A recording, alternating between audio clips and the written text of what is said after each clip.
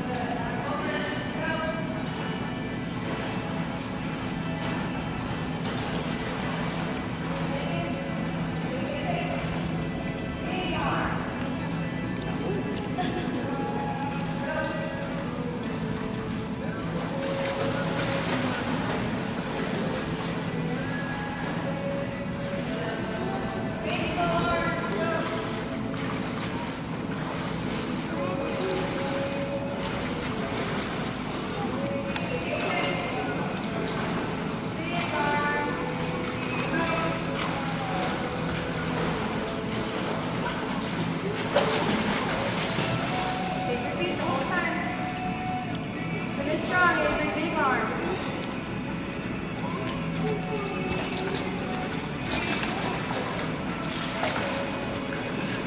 Very good. Yeah, awesome. Yeah, very good. You okay? Catch your breath. We're gonna do it again. Okay. Now. But they're not moving. One more big one. The bugs live outside, Gabby. Say hi, Gabby. Look, Gabby, who is that? Nice job. Okay. The only thing you have is those feet. They're kind of saggy and you gotta pop them up. Watch where you're going. There's a pool behind you. Huh? Yeah, it is. You gotta pick up your belly button. Are you ready? Big, okay? Top, reach big. Let's go. Let's do back and up again.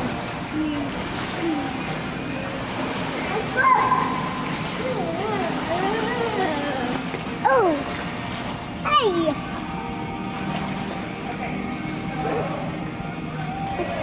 This is fun. I know bug is outside. It's okay. They live outside. There were bugs. We put them outside after.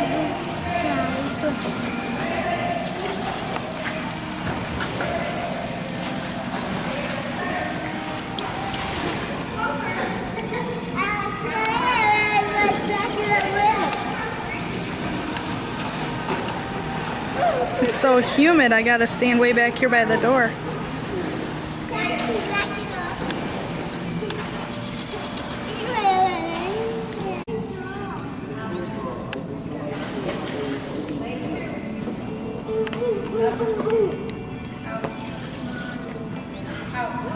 a fuzzy. One more. Up. And a pink. Out. Together. That's a big one. Yeah.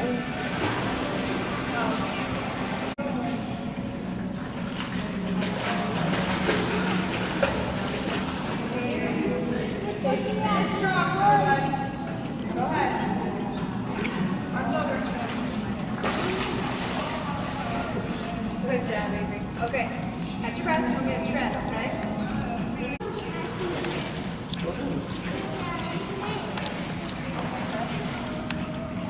Avery's treading water. Yeah.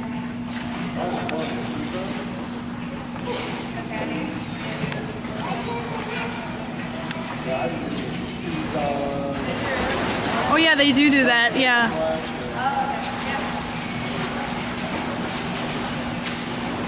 Hey, no running here.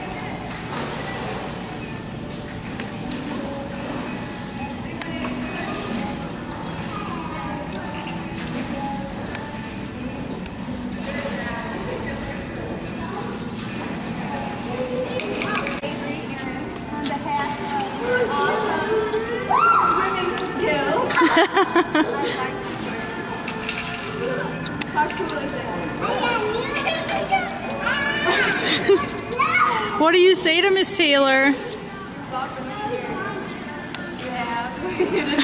I have. Can you give Miss Taylor a hug? So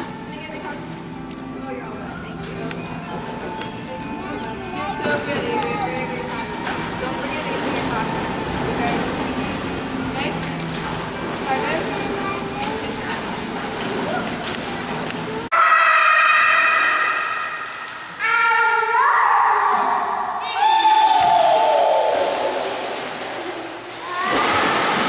Hi, Gabby.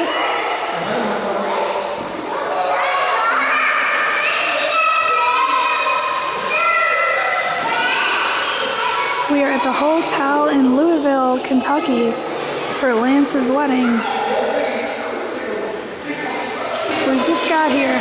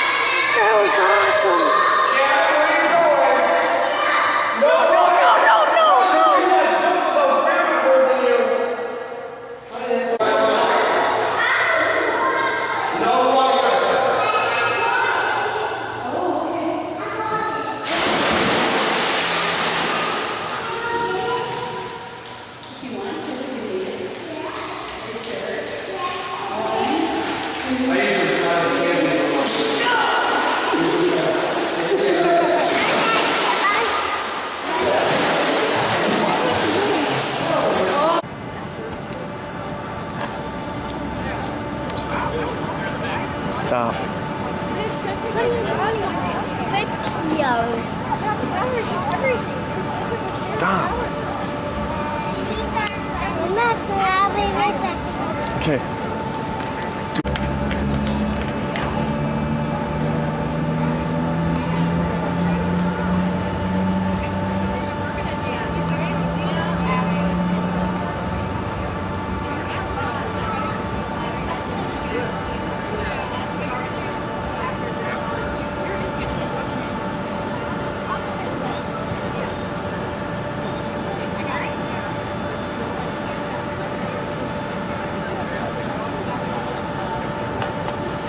Here they come.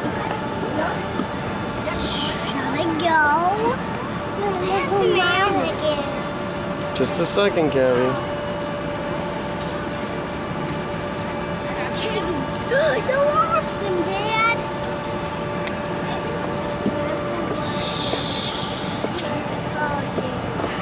Have rights. Let's go.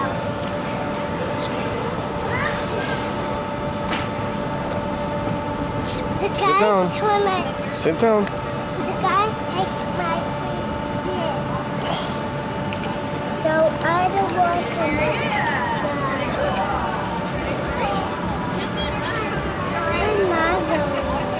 She's practicing.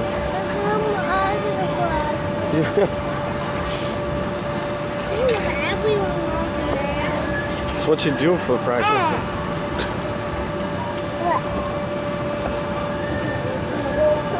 She's a Gabby, don't she? Just being goofy.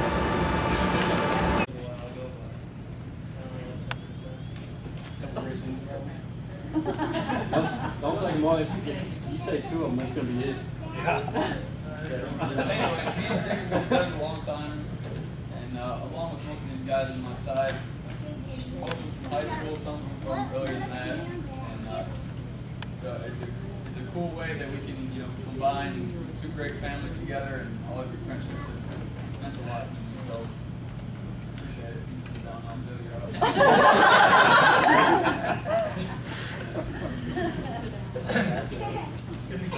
Are you really learning how to read or what? That's Kyle. You can go to that last.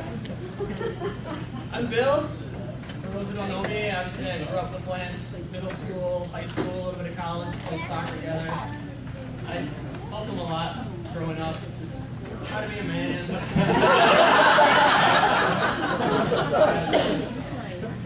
Really proud to see that he's turned out the way he has.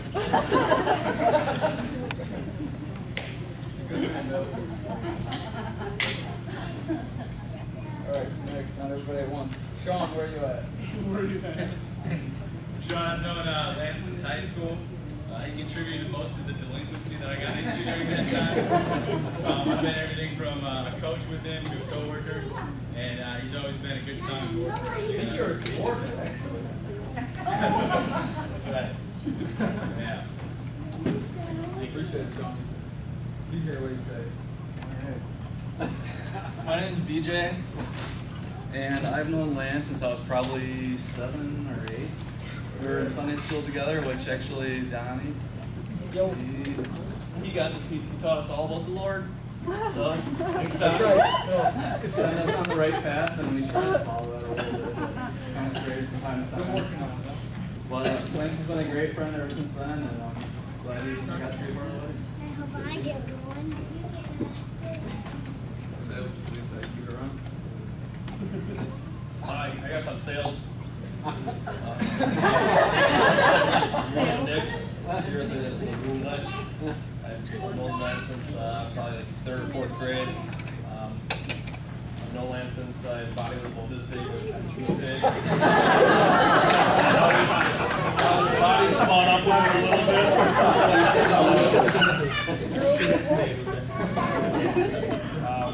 a little bit. We've been through a lot together, and Hopefully a lot more. and hopefully a lot more. Yeah, we've lived together for a year and a half, 2 years. Yeah. And I still like it. Oh, that's so funny. How long do you have? This should be quick. I'm Trevor. I've been friends with Lance since sometime in high school when he decided to start hanging out with me. And we went to high school and college together and contributed to some of my delinquency in college. And he's been a great friend, and we've had a lot of good times. Some good times. Yeah. And more to come. All right. Ed? Right, Lance? Make you promise? Goes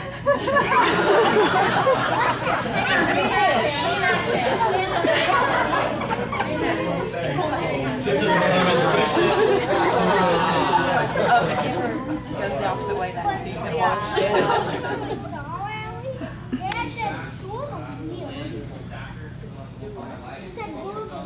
We're neighbors and we have to meet. Benny's a good guy. We got a couple with him and he has good times with him as well. Guys, I think we need to start over. You guys.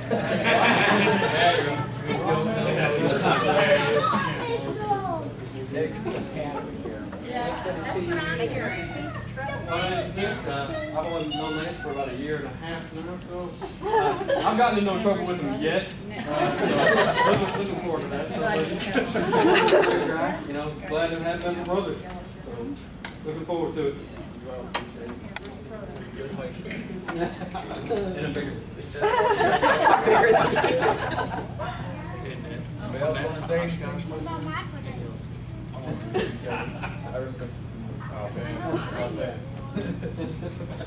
All right. What do you want us to do next? Amber, what do you say? Your side? Go for it, yeah. I love your gift, though. Let's start with Rick.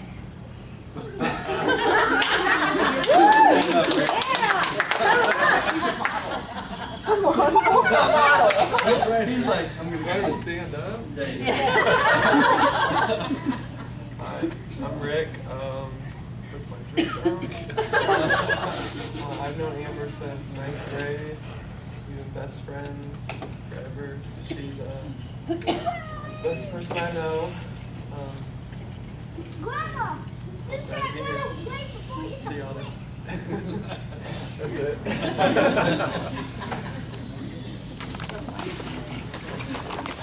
I'm Sarah. I've known Amber since 4th grade, which I added the math in my head in 16 years.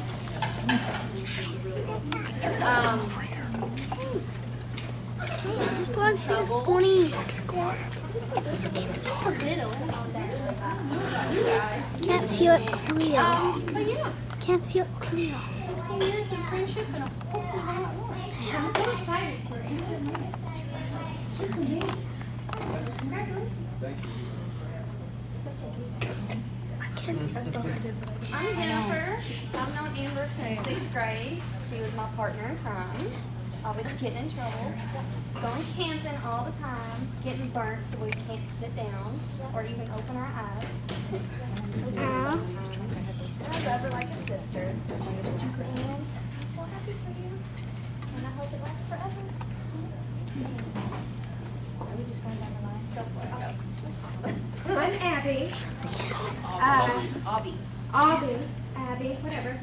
Amber and I have been best friends since I drug her to the back of the bus with me in 6th grade, and we've been in trouble ever since.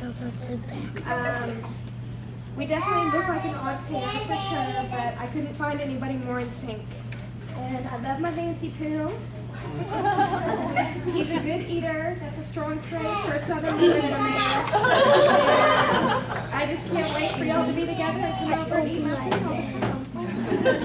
Can you go back by Gavin? I'm Amy. I've been cousins with Timber for 25 years. And we got back. And I love her to death, and I'm really excited for you guys. I'm Janet. I'm another cousin I've never I like my car. and I'm not I going go in the to pool. because she thinks she's old. I'm I older. go in the pool. Sit back in the hotel. You can't talk. I get everything together. You can't talk. Is that everything?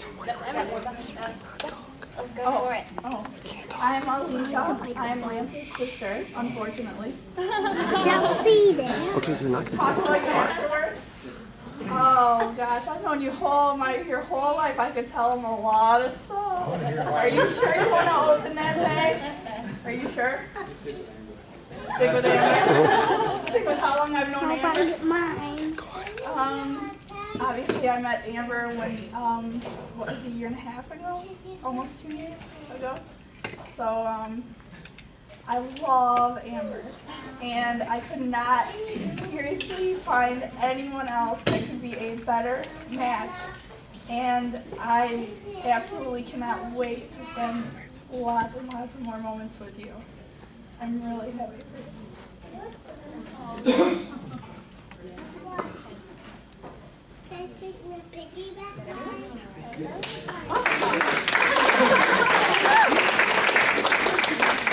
Oh, faker.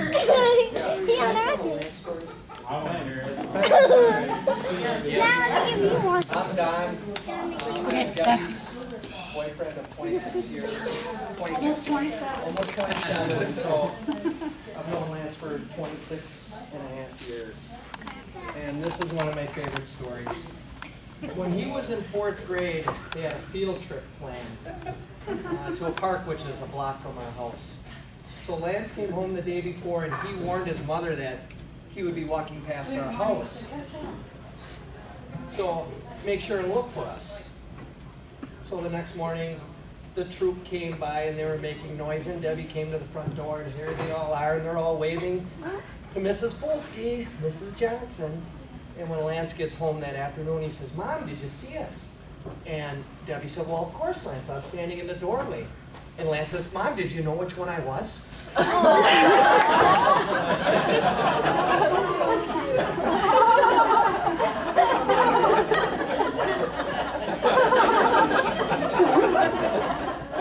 Pick you out of those kids.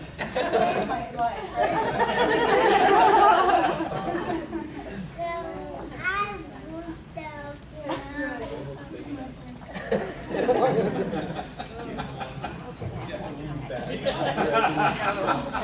Tell everyone. I know he will. He's gonna make me fall. Yeah, they are. Oh, and we're open ballers.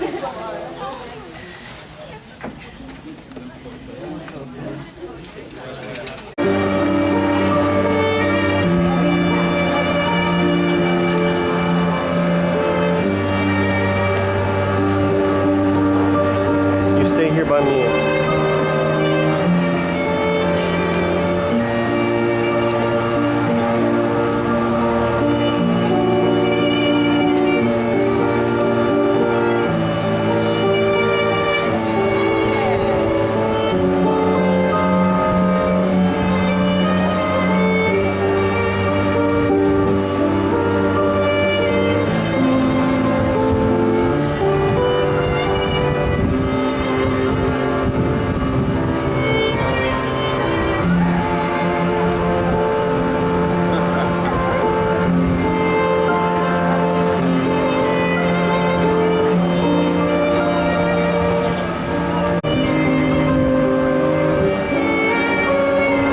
Here come Grandpa and Grandma Donnie.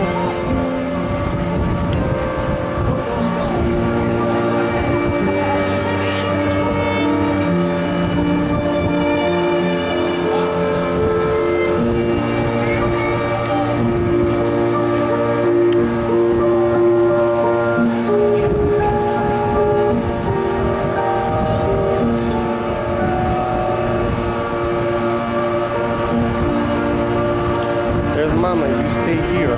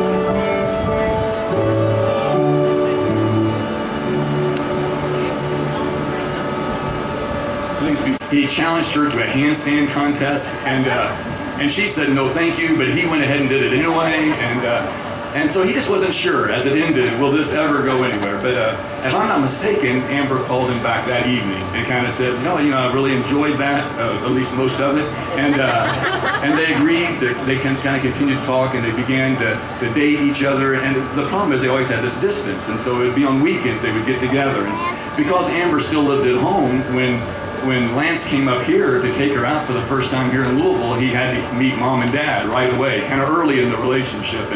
And Lance admits that it was a little intimidating because Amber's dad kind of made a few things clear to him, but he appreciated that as well because he knew that's a big part of who Amber is. And so they continued to date, and as they went through that year, they drew closer and closer. They began to talk about marriage, and they even went and looked at rings. And you know, women, that once you look at rings, the clock starts. And Lance didn't really pick up on that because they looked at rings, they talked about marriage, and Amber wanted Lance to talk to her mom and dad and kind of get their approval. That was important to her. She's a person of tradition and all that. And he would keep on saying, well, yeah, I just haven't done it yet, or not today. And she became a little frustrated about that. She would see special days come up and go by, and he didn't propose. And so finally it got to be July 4th of last year, and they just agreed to go up and visit his sister in Chicago. And she thought, well, this would be a good time. And so she said, well, Lance, have you talked to my mom and dad? And he goes, well, not yet, or maybe some other time. And so she thought, well, it won't happen again. Well, this is one of those times where probably a lie was okay because Lance really had talked to his mom and dad and gotten their approval, and they certainly did approve of him. And so when they went to Chicago, he was planning to propose. It was July 4th. He had plans to propose in some special way. So he thought the top of the Sears Tower would be a great place to propose. And so they get there in Chicago, get in downtown Chicago. He goes, let's go to the Sears Tower. And Amber says, well, I mean, that's like miles away. I mean, I don't really want to do that. And Lance was like, well, yeah. And so they thought, well, I'll do something else. And so he said, we'll go to Millennium Park. And if you're familiar with Chicago, it's this beautiful, huge park right in downtown Chicago next to Lake Michigan, I guess it is. And so he thought, I'll find a quiet, romantic place here in the park. Well, it's July 4th. It's not going to be a quiet, romantic place. There's tens of thousands of people in one of the largest cities in the world, and he's looking for a quiet place. And so they kind of start zigzagging through the park, and Amber's like, what's wrong with him? He's just going from place to place, and let's move here, and they don't have any real order, and she really begins to get a little frustrated, and he's trying to find a place. They leave the park, then he goes, let's go back in the park, and they finally find a spot that he sees this is good enough. So he pulls her aside, let's go in here, and she goes, well, okay, and he gets down on one knee, and suddenly she realized what he was doing. So she began to laugh, not at him, but that all this time she realized he'd been looking for a place to propose. And so she began to laugh, and him down on one knee, he began to cry, actually, a little bit, and he said to her, what I really want to know is, will you be my wife? And she, of course, said yes. And at that point, Lance fell over backwards in exhaustion, just laying there in the field because finally he had gotten it done. Well, and so they're engaged. They come back home. They continue to grow closer and closer. It strikes me that you proposed to get married on July 4th, the day.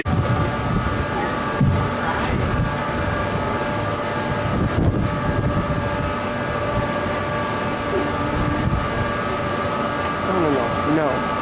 Stop it now.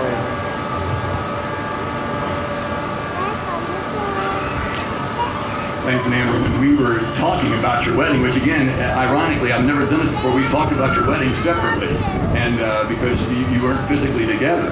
And so when we talked about your wedding, one of the things that you all said is how you complement each other, and how you're different, but together you really seem to really build into each other's strengths and help in each other's weaknesses, that idea of complementing each other. And so as I talked about that, a passage of scripture seemed to me to be just right for you all. So I'm going to share that with you. I'm going to talk a little bit about it, and then I'm going to apply it to you all and how it fits you all. And that passage of scripture is Ecclesiastes chapter 4. It's a passage that most people wouldn't be familiar with weddings, but it speaks to who you all are. And it says that two are better than one because they have a good return for the work. If one falls down, his friend can help him up, but pity the man who falls and has no one to help him. Sometimes that you'll trip and fall. Sometimes maybe even somebody will push you down. And the promise of marriage is that there's someone there to help you up. The promise of marriage is that you're not alone. You don't have to just pull yourself back up. There's someone there to help you out. Again, it's a wonderful promise, but it's a huge responsibility. Again, will you be there for each other? When one of you stumbles, will you be there to help them up? When one of you falls down, will you be there to support them and be there? So it's a wonderful promise. It's a huge responsibility. It goes on to say, if two lie down together, they will keep warm. It shouldn't be a problem today. All right, but how can one keep warm alone? It's very figurative language. It's a sense of you all are there to take care of each other, to care for each other. You no longer face life alone. The three refer to. Well, I know that the third refers to your relationship with God. And there's a sense that the two of you become one, but you're not in this alone. There's a relationship with God. I know that's been a real growing area in your all's relationship, is this spiritual aspect. It is something that has grown together for the two of you. And I fully believe that is that third strand that makes you even stronger than the two. And you're going to need it. I think you all realize what you face before you. There's going to be some tremendous changes in your all's life. Lance, you have been this person who has been independent all your life, and now you have another person in your life. That's a big, big change. And Amber, you're going to have a new city, a new job, a new home, and a verbal description of the kind of love and commitment that you'll need to be truly become one. So I ask that you, Lance, can repeat after me. I, Lance, take you, Amber. I, Lance, take you, Amber, to be my wife. to be my wife, To have and to hold to have and to hold from this day forward. from this day forward, For better or for worse, for better or for worse, for richer or for poor, for richer or for poor, in sickness and in health. in sickness and in health, To love and to cherish to love and to cherish, until death do us part. until death do us part. As God is my witness, As God is my witness, I give you my promise. I give you my promise. And Amber, if you would just repeat after me. I, Amber, take you, Lance, I am articulated to be my husband. to my husband, To have and to hold to have and hold from this day forward. from this day forward, For better or for worse, for better and for worse, for richer or for poor, for richer, in sickness and in health. sickness and in health, To love and to cherish to love and to cherish, until death do us part. till death do us part. As God is my witness, God is my witness, I give you my promise. I give you my promise.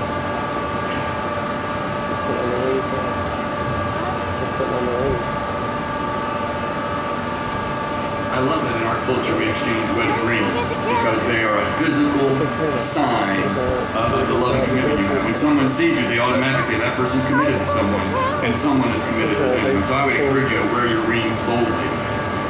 And there's a lot of symbolism wrapped up in them, but one thing that strikes me about your all's rings is, I don't know if you've noticed this, Lance, but Amber's ring fits neatly inside of your ring.